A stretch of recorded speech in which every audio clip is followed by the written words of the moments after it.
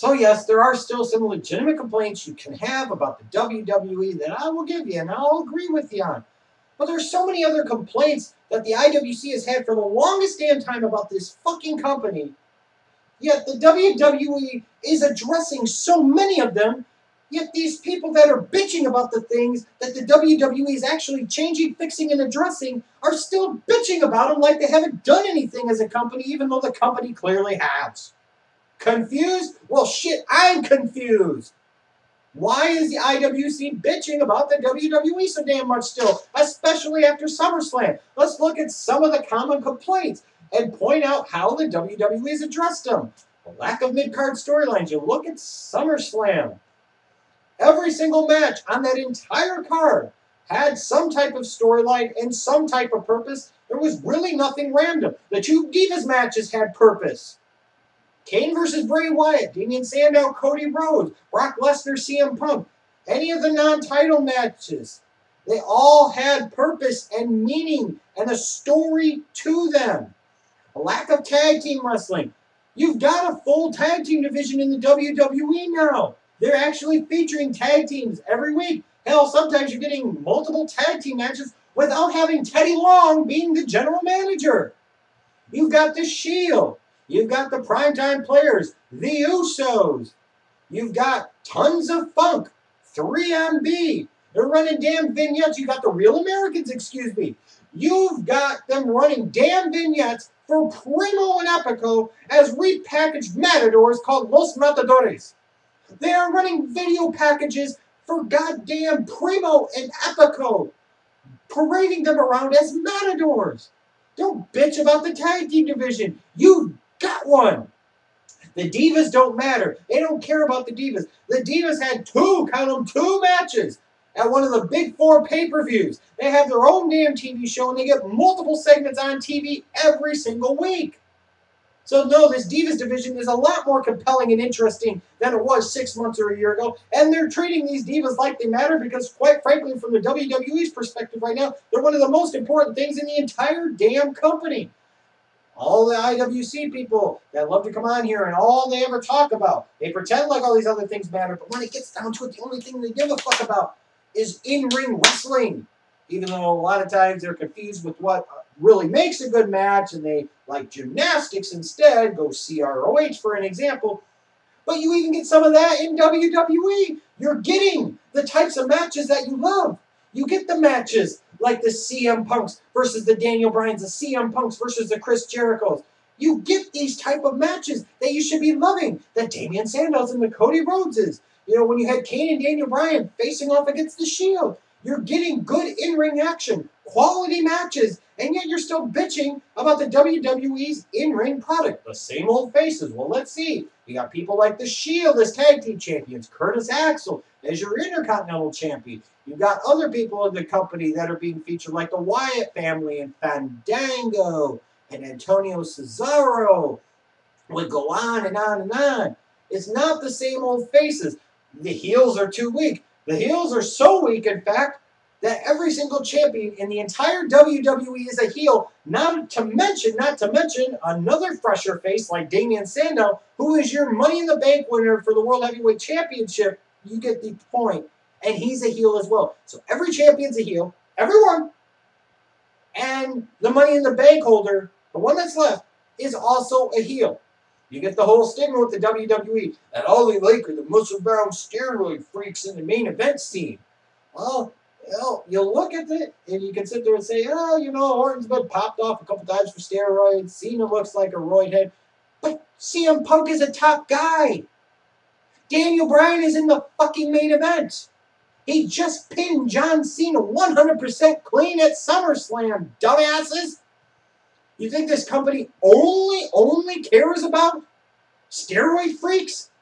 What do you call CM Punk and Daniel Bryan? Hell, Dolph Ziggler, didn't he have just a short title run this year as World Heavyweight Champion? Would you classify him as a fucking steroid freak? Get the hell out of here. You got bitching and bitching and bitching. You've had it for a long period of time about Randy Orton as a face sucks, he's stale. Triple H as a face sucks, it's stale. They need to turn heel. It freshens them up. Well, at SummerSlam, you had Triple H turn heel, by God. You had Randy Orton turn heel, by God. And you're sitting there and saying, oh, this is fucking stupid. They shouldn't have done this. This took away the shine from Daniel Bryan's big moment. But you've been bitching about this with Orton for the past at least 2 years that he needed a damn heel turn. You've been bitching about Triple H needing a heel turn for a long time. You got both of them in one fucking night, and they're going with it, and this company is all balls in with it, and you're bitching about it. Why? Why? I don't fucking get it. Another complaint. This has always been the biggest one for the past 7 or 8 years. Completely legitimate. It used to be. There's too much John Cena. It's all about Cena Nation. Plus some loyalty, respect, and all that you can't see me bullshit. John Cena's out 4 to 6 months. While you're at it, another babyface that a lot of the IWC hates, Sheamus, he's gone for a while too. So two of the guys that annoyed you the most, aggravated you the most, and in the case of John Cena, frustrated you the most and made you want to vomit the most, they're not even there right now. That should be your single biggest reason to stop bitching about it, because so many of you have made it your biggest sticking point and your biggest bitching point with this company for so fucking long. And the whole thing about the same old shit, the same old shit. Well, you know what? If you're going to sit there and say that because you've got the McMahon family and Triple H running the show, well, you know what? How many frickin' times in wrestling now do you really get something that is truly original?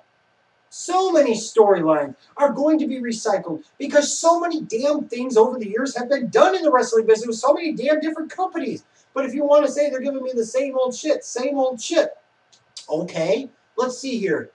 Heel Randy Orton as WWE Champion, feuding with babyface Daniel Bryan, who is in the position right now of being the #1 babyface in the entire company in the main event, being the guy, perhaps being the most over guy in the entire company. That's the same old shit? Get the fuck out of here.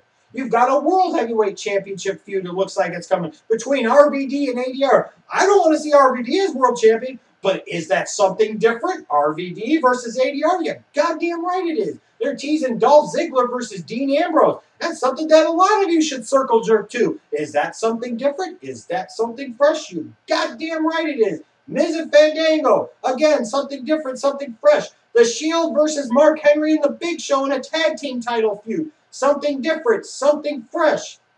The bottom line is, this company, the WWE, who we've had a lot of reasons to bitch about in the past, is giving you so many reasons to like them right now, and has done so much to address so many of your biggest complaints and criticisms of the past.